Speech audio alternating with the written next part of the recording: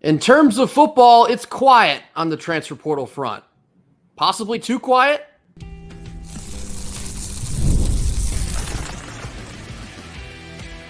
You are Locked On Wolfpack, your daily podcast on the NC State Wolfpack, part of the Locked On Podcast Network, your team every day.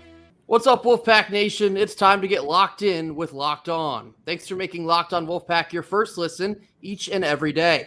We are free and available wherever you get your podcast and on YouTube, part of the Locked On Podcast Network, your team every day. Today's episode is brought to you by LinkedIn. These days, every new potential hire can feel like a high-stakes wager for your small business. That's why LinkedIn Jobs helps find the right people for your team faster and for free. Post your job for free at linkedin.com/lockedoncollege. Terms and conditions apply. Happy Monday to all. As always, I'm Grayson Boone, joined by former Wolfpack defensive tackle Kenton Gibbs. We're going to start off on Monday talking about the transfer portal for football. Of course, we still have a lot going on in the background for basketball at the moment, but things have been almost eerily quiet for NC State football in the transfer portal. I believe our only two outbound transfers are defensive tackle Nick Campbell and wide receiver Julian Gray as it currently stands. Does this come as a surprise to you? Not really. And when I think about this, I think about it from a standpoint of like what would you expect, right? Like we're not a team that's drastically over the scholarship limit. We're not a team that has a ton of deficiencies where I'm like, this needs to be addressed right away, or we don't have help incoming to address it. So I would expect a fairly quiet time in the portal. We could have obviously used more depth at the linebacker and defensive line spots, which I would have loved to see, but you know, it's not a world is ending type of deal for either one of those positions not getting more good players in. Obviously, you want more, but it's more of a wish list thing than a necessity thing. So I think the Wolfpack will be just fine. Yeah, I'm not so concerned with, I guess, bringing in additional players, although they probably will still be looking to do that here in these next couple weeks. I think it's possibly more surprising that there's only been two guys that have decided to leave the program. And we've talked at length about the new depth that we acquired through the transfer portal this past offseason back in the winter. But keeping seemingly, 98% of your roster intact, that tells me that everyone is bought in for this season. Everybody wants to be a part of potentially a very special season in Raleigh. But not just that, is a lot of guys still feel very confident, perhaps, about their opportunity to see some snaps. And so there could be there could be a lot of position battles still in play. Of course, that'll go probably all the way through fall camp. But I think this is an overwhelming positive that there's only been two guys that have entered the portal from NC State. Yeah, I totally agree. Like we talk about, like Peyton Wilson talked about, there's a culture here. There's a culture that people want to be a part of. There's a culture that people look at and say, like, hey, if this is something that I'm going to sign up for as a freshman, this is something that I'm going to try to stick it through and see through to the end, which makes a ton of sense. I mean, this is a team that, like you said, they're gearing up for what could be an extremely special year. Why would you not want to be a part of that? And speaking of special times around this NC State football program, over the weekend, Phillip Rivers and Bradley Chubb were inducted into the NC State Athletic Hall of Fame. Bradley Chubb getting it now seems very on par. How did Phillip Rivers make it all the way to 2024 without getting in previously? I don't know who he angered. I don't know what he did to whom, but apparently he has apologized because Phillip Rivers is one of the best quarterbacks in this school's history, a school that was known as QBU for quite some time because of the amount of quarterbacks that we had starting in the league all at once. So, you know, it's great to see Phillip in there. Great to see Chubb, a guy that I played with in there. He's a good man. I know Bradley Chubb. I know his family. Great family, great people. And I'm excited to see both of these guys get inducted into the NC State Athletics Hall of Fame. Connecting these two ideas back to culture, and we've talked before about how representation for NC State athletics in the professional leagues is very important, especially at times like this during, big time opportunities for the transfer portal and high school recruiting as well. Just seeing Phillip Rivers being so involved with the program, especially this last year and a half, it's been so good to see him back in the facilities and talking to Coach Dorn and talking to NC State fans again. And Bradley Chubb's still tearing up the NFL currently, and seeing him back in that bright red suit, just being excited to be back here at NC State things like that are so important for recruits that are looking at NC State and they see these guys that have all the success at the highest of levels. And NC State is a place that they can come in, hone in their talent, and then eventually possibly follow in their footsteps. So it's been really cool to see how involved Philip Rivers has gotten after his NFL career has ended. Obviously, busy enough in the league, but after he's now retired, we have seen him around Raleigh a surprising amount, and that is only but positive buzz around this program. Seeing him and Chuck the Chest reunited was quite a sight, right? Oh, like man. That was, oh man, it almost brings a tear to your eye. And you talk about Chubb's excitement and doing it. Chubb is excited about everything. I mean, that's if you ever met somebody that say they're high off life, Chubb is one of those guys. No additives needed. He's just one of those people. Everything that you give him an opportunity to do, he has an attitude of gratitude to do it. He's extremely excited to be a part of it. And back to what you were saying about Philip Rivers being around the program. It means so much for guys like Philip Rivers, guys like Russell Wilson, guys like Bradley Chubb, guys like that to come back and kind of show love to the program and show that, hey, not only did we do great things here, we went on to do great things in the league, but the love for the Pack is still there. You know, Bill Cowher is another guy that he's always around. You look up and you're just like, wait, why is he here? What's going on? But it's just that is the vibe of this team. And I'm going to tell you something. Being a former player for the Pack, it really is like a fraternity. It really is like a brotherhood and a bond that it's all of us, you know, you're looking at anywhere from 80 to 100, depending on which generation you played in, guys in one locker room. So obviously everybody ain't going to be buddy and best friend. But for the most part, we know that we share that bond of having wore the red and white of NC State. And, you know, guys are there when we need each other and all that type of stuff. So it's really beautiful to see these guys back. And like Peyton said, if you want to know about culture, come to NC State. I can't imagine that his induction will be very far behind either. If it only took Chubb, 7 years? I put the over-under on Peyton Wilson maybe at 3.5. Oh, absolutely. Peyton Wilson, I mean, what a stud. I tell people all the time, this last year was a solid to the program. I know a lot of people say, well, no, it wasn't because he could raise his draft stock up. I have told everybody all along that Peyton Wilson's draft stock is what it was. Okay? I know that when he ran the 4.4, it jumped through the roof. It's kind of falling back down to earth a little bit. And people are saying late or mid-second round, early second round type of deal, maybe later than that.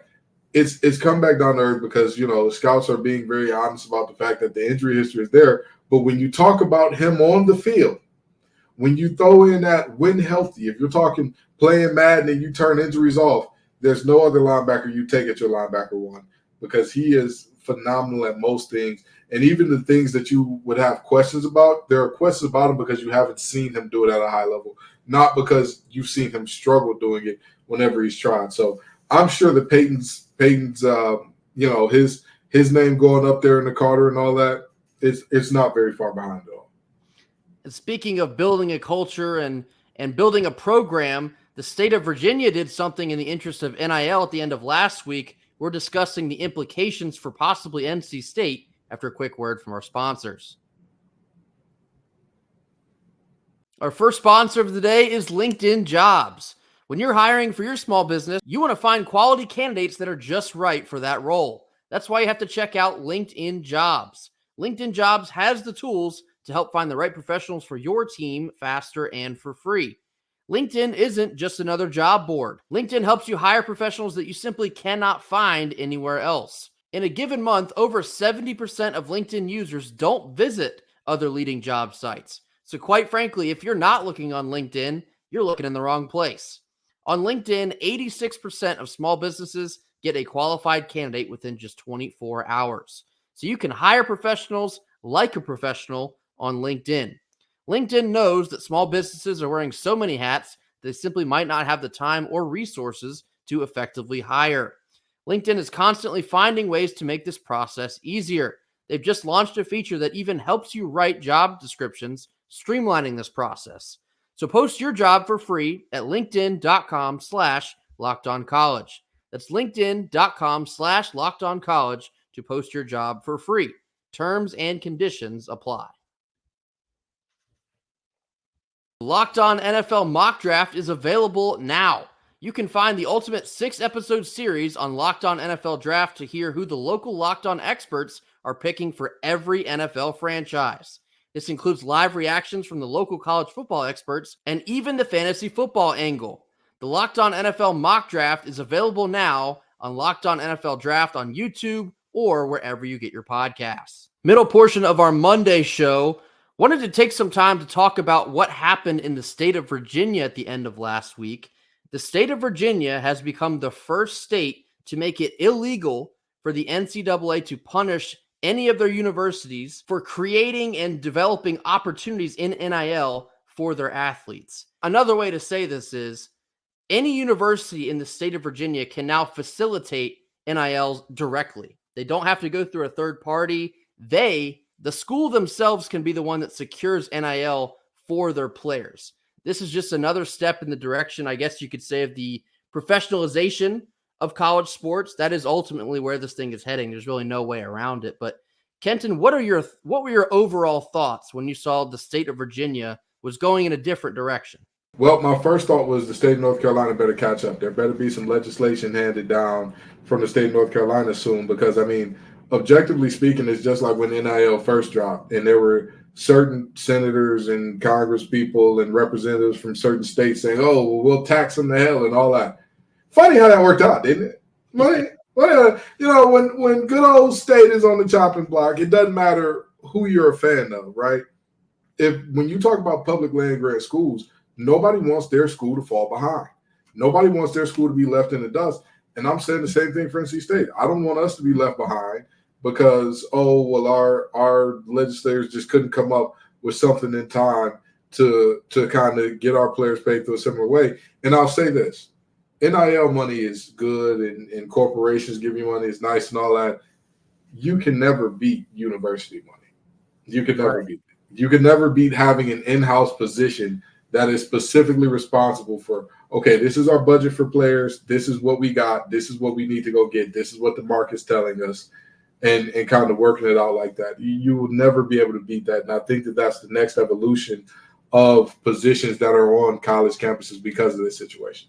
Yeah, it's fascinating because for schools like Virginia and Virginia Tech especially being the biggest two schools that this will impact immediately, this goes live July 1st, the well just got that much deeper. And so you could honestly view this as they're going to be operating on a different playing field once July 1st rolls around. If they still are the only state that is involved in this at that current time, but Virginia kind of kicking this snowball down the hill, I think it is only a matter of time before you see other states get involved in very similar fashions. And we've heard about, I believe it was Dartmouth a couple months ago. They started taking steps in the unionization of college athletes, kind of stating that the amount of money that these athletes are generating, they are essentially employees of the university, employees of the state. There's very easy logical connections that you can make with that. And I think this makes a lot of sense. And this is ultimately where all of college sports is heading towards. So I agree with you, Kenton, when you say North Carolina needs to follow suit, because the quicker that other states get involved, it just continues to force the NCAA's hand in getting these athletes what they do deserve. Exactly. And the NCAA is beginning the wheels whooped off them in court. So I'm sure that that's a large part of what prompted the state of Virginia to push this through in no time. And like I said, this needs to be adopted nationwide or else we're going to see a haves and have-nots in a major way in terms of NIL. I can't imagine a state like Alabama being the first state to pass this type of thing. You'd see Alabama and Auburn probably shoot up the ranks, facilitate as soon as this fall. But it will be interesting to watch what state kind of makes the next move. Being Virginia of all states was the state to make the first one. Being that North Carolina obviously borders Virginia, we kind of get a front row seat to see how that kind of thing develops. And it'll be interesting to see how the lawmakers take in all the information that they can gather from Virginia being the first one to open their doors to this type of thing. And for North Carolina, I think this would be a great thing. For NC State especially, I think this would be a great thing. It just continues to open up opportunity and open up doors to increase your competitiveness within the ACC and potentially other leagues down the road. And your question for you, Kenton, perhaps, I don't know, this might be a dumb question, but once a state does something like this, so for example, Virginia, how much do you think that might hinder like fan participation? Do you think a university will kind of take it over from there, or what do you think is the split per se? So here's the very interesting thing about that. I've looked into this. I've covered this with Down on Locked on ACC. I've talked to some sports, some legal folks who are working in or adjacent to sports. This does not prohibit or limit fan involvement at all. So your fans can bolster what the university can do, or you can do all fan or all university. I would believe a hybrid of the two is the ideal model that you're looking at. But this does not limit fan involvement or private corporation involvement at all. In a sense, it really just feels like an all hands on deck, like for real this time. Exactly. And when you get the school behind it as well, you just all of the efforts really just get that much stronger. So for our school like NC State, this would be a massive thing to really partake into. And I guess we're gonna have to wait and see how long North Carolina waits to potentially jump into the mix, because the sooner that states kind of stand up against the NCAA, I know Tennessee has done it. Virginia's now done it in a massive way. Perhaps North Carolina can be the next to get in the mix. Yeah, we'll see. We'll see. And I'll tell you this much. I'd be shocked if there wasn't something proposed and passed by this time next year. I'd be absolutely shocked. I do think this would be a relatively quickly moving development. And all the conference realignment and transfer portal and NIL, there's seemingly something new every day once we get into this time of the year. So it wouldn't shock me to see other states move very quickly on this type of thing. It seemed like Virginia moved extremely quickly on this type of thing. And they go live with this in just a number of months on July 1st. So it's certainly something new to digest, the ever-changing landscape of transfer portal and NIL world. There's no doubt that it's heading toward the professionalization of college athletics. Whether you like it or not, that's where this thing's headed. Absolutely. And like I've said a million times, that genie was out the bottle when all these coaches start being the highest paid state employees, right? Like that genie went out the bottle when, all of a sudden Nike and Adidas and company were paying folks a ton of money just to make sure your team wears our shoes. This was just the final step, right? The final step was always going to be the labor force becoming professionalized and getting their money as well. And that's kind of where we are at this point in the ballgame. Coming up next, we're going to be talking about NC State baseball taking a big series win over the Dirty Foot Club. After a quick word from our sponsors. Our second sponsor of the day is FanDuel. It's playoff time in the NBA and NHL, and baseball is now in full swing. FanDuel is the place to bet on each and every game. Right now, new customers can get $150 in bonus bets guaranteed. That's right, $150 win or lose. You can bet on everything from slap shots to home runs to slam dunks, all on an app that's safe, secure, and super easy to use. So what are you waiting for? Visit FanDuel.com/lockedon to make your first bet an automatic win. FanDuel, America's #1 sportsbook. Last couple of minutes here on Monday, NC State baseball picked up another massive ranked series win, this time over the Dirty Foot Club this past weekend. They won on Thursday night in exciting fashion, a 9-8 walk-off home run victory from shortstop Brandon Butterworth. And then on Saturday, they stole one, a late inning comeback, won by a score of 5-4. Several pass balls for UNC really helped NC State's comeback effort before we ended up closing the door with Jacob Dudon on that one. This is a big deal. It's a really big deal. We talked about how important it was that NC State went down to Clemson and took a road series win there. NC State's starting to play a lot better baseball, although it was maybe perhaps disappointing to lose an extra inning affair against Campbell earlier in the week. But anytime you can secure yet another ACC series victory over the light blue school, nonetheless, it's a really big win. Like I said, we just need to paint a number next to every unranked team that we play so that we can get our best ball out of our boys. I mean, these young men they show you every time they go up against these high-ranking teams that they are very much so in that conversation. They're very much so an elite team in their own right, because every single time the pack finds a way, right? You talk about the ability to just be clutch and just keep showing up, and just when things don't look great, there's not a give-up attitude in this team. And it's hard to even quantify and explain how much better of a team we are when our opponents are good. So obviously you want to see us stop playing down to the level of a lesser opponent, but we're here to talk about beating the Dirty Foot Club, which is always a good time. I don't care if it's a power walking competition. I want to beat them by a mile. And so to see that we got a series win here, it's an absolutely good time for me. And seeing that and seeing that they're back ranked in a majority of the polls because of this makes a lot of sense, because again, this team shows you every time you put a team in front of them, number 2 team in the nation, don't matter. Number 8 team in the nation, don't matter. Number 10 does not matter. If it's Elliott, Avon, and the boys, they've got a shot. We've discussed a little bit of a missing clutch gene kind of earlier in the season to secure the series win. Both of these wins were come from behind efforts where we started out with a deficit. Things looked a little bleak. Carolina's hitting a home run seemingly every other at bat, but NC State found a way to stay in it, capitalize on mistakes, and then made them pay for it. Obviously, you can never put a price on beating Carolina, but when they are ranked and they're playing really good baseball right now as well, and to knock them off at home and defend the Doak, it's a really big deal. And this time of the year, we've talked a lot about how tough of a schedule NC State still has to go through the end of the month of April and then into the month of March. This you can't emphasize how important it was to steal away a series win here. And to have series wins over 3 teams in the top 15 in the country, it's huge.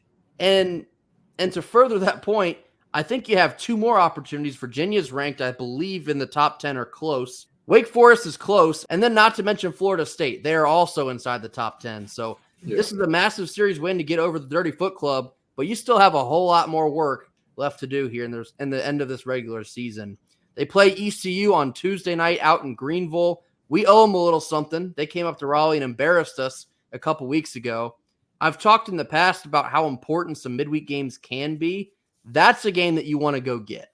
It's on the road. ECU is a top 10 opponent. That would be big for the resume. It'd be big for momentum. That is one, especially when you have Ball State coming to Raleigh this weekend. I would like to see them turn up the octane a little bit on a Tuesday night and really gun for that one. Yeah, as you head towards postseason play and all that, like you talked about, this gauntlet is not over for NC State. This is not, we're not in a area where you're going to, all the games from here on out are going to be easy peasy. No, this is still the ACC, and ACC baseball is one of the best in all the land. So you're still going to have very tough teams ahead of you, including ECU, who's not an ACC team. And so, we don't have to paint a number next to this team. Let's just hope that we show up in this midweek and do what we have to do to get a win and get back in Greenville. And something to keep an eye on as this weekend approaches. Like I mentioned, we have Ball State here. I guess you could perceive them as a lesser opponent. It's non-conference. I mean, they're still going to be a solid team nonetheless. But will we see or will we not see Logan Whitaker this weekend? I believe he's been sick for close to 3 weeks now. We certainly hope that he is doing better, but we need him. We need him bad at this point in the season. Our Game 3 struggles have continued because of the lack of having 3 healthy starting pitchers. It showed again against Carolina on Saturday, not Sunday, but Saturday. We desperately need Logan Whitaker to get back in this rotation, and then perhaps we're really going to put rubber to the road here. That'll do it for us here on Monday. As always, thank you all so much for joining us. Be sure to hit that like button. Drop your comments in the comment box. Tell us if you are surprised that there's only been 2 football transfers out of the program at this point. With a week to go, it's eerily quiet. Let us know your thoughts on that.